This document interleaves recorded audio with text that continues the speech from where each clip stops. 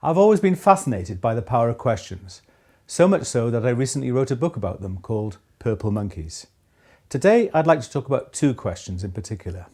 The first is, how much more influential could you be if you were better at asking powerful questions? And secondly, what the hell have purple monkeys got to do with all of this? When I first took on my leadership role as an HR director, I carried on doing what I'd always done. It was great fun, but it was hardly leading anybody. And then one day my new MD called me into his office and said, "Kevin, how do you lead and manage your department?" And I couldn't think of any coherent answer to that question. And he said, "Look, I'm not being difficult. I just like to know, how do you set the right goals? How do you track progress? How do you involve your team? How do you develop your team? And how do you develop individuals?" Well, over the next few months, I developed the solutions to those questions in discussions with him. And never once did he give me a solution. He always just asked me challenging questions. So I thought, hey, this is good. I could become more influential just by asking more questions. Sounds a good result to me. So over my career as a mediator, a coach, trainer, consultant, facilitator, I honed my ability to ask great questions. Now, like me, many of you reach a management position by being good at what you've always been good at. But when you become a leader, the challenge is different. You now have to get other people to do the things that you used to do yourself. And that's a challenge that many leaders struggle with all their career. But in today's world, we have to build highly competitive, high-performance organizations. We really have to engage people.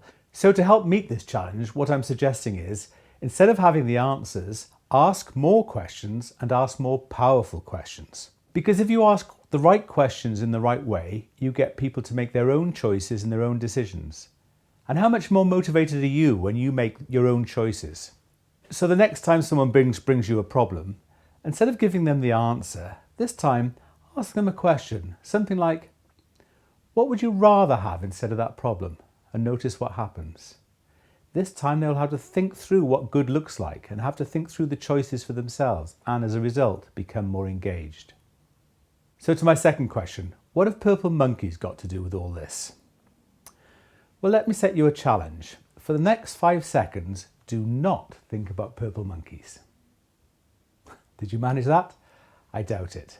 People take notice of the words you put into questions. So if we add the right purple monkey into the right question, we can make it even more powerful. Let me again give you an example. 2 questions. Can you do this? Or how can you do this? Both of those questions make you think in entirely different ways. The first question, can you do that, makes you think about whether that task is possible. Whilst the second question, how can we do this, assumes it is possible. You've added the right purple monkey into that question to make you think differently about it. So if we add the right purple monkeys into our questions, what we can do is get people to think differently. We can challenge their assumptions. We can help them focus. We can help manage their emotional states. And we can unleash their creativity and much more.